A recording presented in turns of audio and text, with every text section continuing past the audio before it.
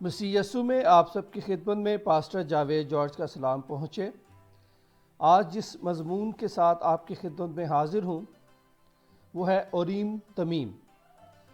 اکثر یہ سوال کیا جاتا ہے اور لوگ سوال پوچھتے ہیں، میں کس طرح خدا کی مرضی جان سکتا ہوں؟ میں کیسے اس کی آواز سن سکتا ہوں؟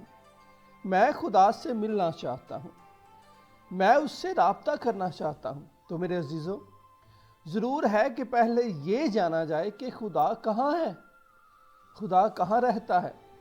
تو اس کا جواب ہمیں کلام مقدس سے حاصل کرنا ہوگا۔ جب ہم کلام خدا میں سے یوحنا کی انجیل اس کا پہلا باب اور پہلی آیت پڑھتے ہیں تو وہاں بڑا واضح لکھا ہے، ابتدا میں کلام تھا اور کلام خدا کے ساتھ تھا اور کلام خدا تھا۔ اور پھر 14ویں آیت، اور کلام مجسم ہوا اور فضل اور سچائی سے معمور ہو کر ہمارے درمیان رہا، اور ہم نے اس کا ایسا جلال دیکھا جیسا باپ کے اکلوتے کا جلال۔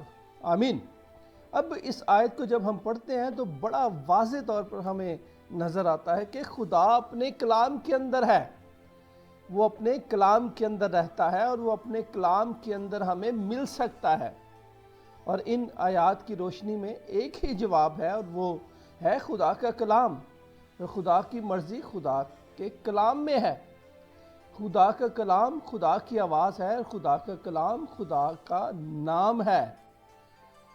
عزیزو، آئیے پہلے ہم یہ جان لیتے ہیں کہ عہد عتیق میں خدا کے لوگ کس طرح سے خدا کی مرضی کو جانتے تھے۔ اوریم تمیم جو کہ عدل کے سینہ بند میں رکھی جاتی تھیں، جی ہاں، وہ عہد عتیق میں اوریم تمیم کے ذریعے خدا کی مرضی کو جانتے تھے۔ خروج 28واں باب اس کی 29ویں اور 30ویں آیت آپ کی خدمت کے لیے پڑھنا چاہوں گا۔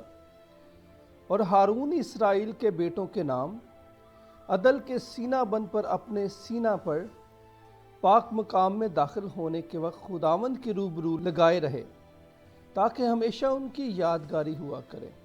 اور تو عدل کے سینہ بند میں اوریم اور تمیم کو رکھنا، اور جب ہارون خداوند کے حضور جائے تو یہ اس کے دل کے اوپر ہوں۔ آمین۔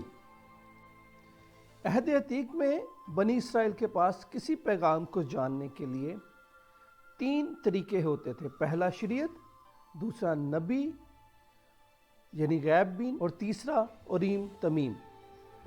ہارون کاہن کے سینہ بند پر 12 پتھر تھے اور ان پر 12 قبیلوں کے نام لکھے ہوئے تھے، اور یہ اس بات کی علامت تھی کہ یہ 12 قبیلوں کا سردار کاہن ہے۔ اس پر 12 پتھر لگے ہوتے تھے جو کہ بنی اسرائیل کی نمائندگی کرتے تھے۔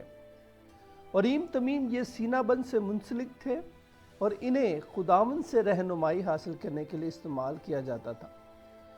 سینہ بند کو عدل کا سینہ بند بھی کہا جاتا تھا، اور یہ سینہ بند ہیکل میں ایک ستون پر لٹکا ہوتا تھا، اور جب کوئی نبی نبوت کرتا یا کوئی خواب دیکھتا یا وہ کسی چیز پر پر یقین نہ ہوتے تھے تو اس کی سچائی کو جاننے اور رہنمائی حاصل کرنے کے لیے اوریم تمیم کے سامنے کھڑے ہوتے تھے اور اپنا خواب یا رویا بیان کرتے تھے جو بھی انہوں نے دیکھا ہوتا تھا، اور اوریم تمیم کی روشنیاں چمکتی اور بتاتی تھی کہ اس بات کا فیصلہ کرتی تھی کہ یہ درست ہے یا نہیں ہے۔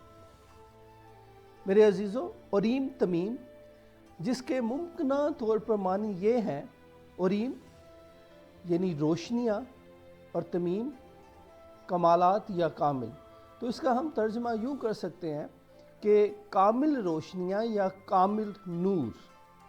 میرے عزیزوں، اس بات کو سمجھنے کے لیے ضروری ہے کہ ہم سمجھیں کہ بائبل مقدس کے مطابق روشنی یا نور کیا ہے۔ تو میری دانش میں یقیناً یہ ہمارا خداوند یسوع مسیح ہے۔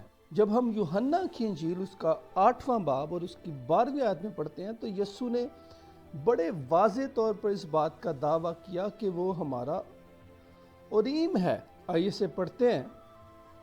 یسوع نے پھر ان سے مخاطب ہو کر کہا، دنیا کا نور میں ہوں، یعنی دنیا کا اوریم میں ہوں۔ جو میری پیروی کرے گا وہ اندھیرے میں نہ چلے گا بلکہ زندگی کا نور پائے گا۔ آمین۔ اوریم اور تمیم میں بنی اسرائیل اسی سچائی اور انصاف کی روشنی کی تلاش میں ہوتے تھے۔ جب ہم گنتی کی کتاب پڑھتے ہیں تو ہم دیکھتے ہیں کہ جب موسیٰ نے اپنا جانشین مقرر کیا تو خداوند نے موسیٰ کو بڑی واضح ہدایات دیں، اور خداوند نے موسیٰ سے کہا، 27واں باب اس کی 21ویں آیت سے ہم پڑھیں گے، وہ الیعزر کاہن کے آگے کھڑا ہوا کرے جو اس کی جانب سے خداوند کے حضور اوریم کا حکم دریافت کیا کرے گا، اسی کے کہنے سے وہ اور بنی اسرائیل کی ساری جماعت کے لوگ نکلا کرے اور اسی کے کہنے سے لوٹا بھی کرے۔ سو موسیٰ نے خداوند کے حکم کے مطابق عمل کیا اور اس نے یشوع کو لے کر اسے الیعزر کاہن اور ساری جماعت کے سامنے کھڑا کیا۔ آمین۔ اس آیت میں ہم دیکھتے ہیں کہ خداوند نے کیسے واضح طور پر پرانے عہد نامہ میں حضرت موسیٰ کو اور بنی اسرائیل کو ہدایت کی کہ وہ اوریم تمیم کے حکم کو دریافت کریں کہ انہیں کب نکلنا ہے اور جماعت کو کب لوٹنا ہے۔ یہ تو ہوئی پرانے عہد نامے کی بات کہ کس طرح سے خدا انہیں درست رہنمائی دیتا تھا اور وہ کس طور اوریم تریم سے درست رہنمائی حاصل کرتے تھے۔ اور نئے عہد نامہ میں سینہ بند اوریم تمیم یعنی خدا کا کامل نور، خدا کا کلام ہے۔ جب ہم زبور کی کتاب پڑھتے ہیں 119 زبور اس کی 105ویں آیت کے اندر یوں لکھا ہے، تیرا کلام میرے قدموں کے لیے چراغ اور میری راہ کے لیے روشنی ہے۔ روشنی یعنی اوریم ہے۔ آمین۔ میرے عزیزو، اگر آپ کے کسی خیال، خواب یا خواہش کے لیے کلام مقدس روشنی عطا کرتا ہے تو اس کا مطلب ہے یس، اور اگر یہ خدا کے کلام سے مطابقت نہیں رکھتا تو خیال چاہے کتنا ہی اچھا ہو اس کے لیے نو ہی ہے۔ اور یہ خدا کا کلام ہی ہے جس کے ذریعے آپ خدا کے ساتھ مضبوط رشتہ قائم کر سکتے ہیں، اس کی مرضی کو جان سکتے ہیں اور درست مرضی کو جان سکتے ہیں جو آپ کے لیے اور میری زندگی کے لیے ہے۔ اور میں یقیناً آپ کو اس بات کی دعوت دیتا ہوں کہ آپ ابھی خدا کی مرضی جاننے کے لیے اپنے اوریم سے رابطہ کریں، یعنی اپنی روشنی سے، اپنے نور سے، اپنے مسیحا سے۔ اور میں اس مضمون کو بھائی برینم کی ایک کوٹیشن کے ساتھ ختم کرنا چاہوں گا، یقیناً آپ اس سے برکت پائیں گے۔ اور جب نبی نبوت کرتا تھا اور وہ دیکھنا چاہتے تھے کہ نبوت ٹھیک ہے تو وہ بات وہ اوریم تمیم کے سامنے رکھتے تھے، اور اگر خدا کی آواز اوریم تمیم میں روشنی چمکاتی تھی تو پھر یہ بالکل سچ ہوتا تھا۔ اور اگر کوئی شخص تفسیر کرتا تھا یا خواب بتاتا تھا یا بائبل کی کوئی بھی بات بتاتا تھا اور وہ بات خدا کی بائبل کے مطابق نہیں ہے تو وہ بالکل غلط ہے۔ یہی آج کا اوریم تمیم ہے۔ خدا کا کلام بولتا ہے اور یہ براہ راست خدا کی آواز ہے، جیسے اوریم تمیم بائبل کے لکھے جانے سے پہلے تھا۔ آمین، ہاللویہ۔ اور یہاں خدا کے کلام کی سچائی ہے۔ مجھے پرواہ نہیں آپ نے کس قسم کا خواب دیکھا ہے یا کس قسم کی نبوت آپ نے کی ہے، اگر یہ خدا کے کلام سے نہیں ہے تو یہ غلط ہے۔ اگر یہ خدا کے کلام کے مطابق نہیں ہے، آج یہی مسئلہ ہے۔ کسی کے پاس خواب ہے، کسی کے پاس رویا ہے، کسی کے پاس زبان ہے، کسی کے پاس مکاشفہ ہے، اور ان سب باتوں کو مکس کر دیا گیا ہے۔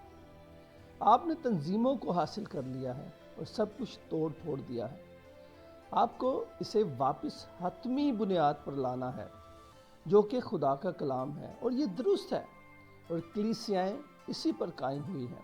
آمین۔ خداوند اس کلام کے وسیلہ سے آپ کو برکت بخشے۔ اگر آپ ہمارے ان پیغامات سے برکت حاصل کر رہے ہیں تو آپ ہمارے چینل کو سبسکرائب کیجئے، لائک کیجئے اور لوگوں تک بھی اسے شیئر کریں۔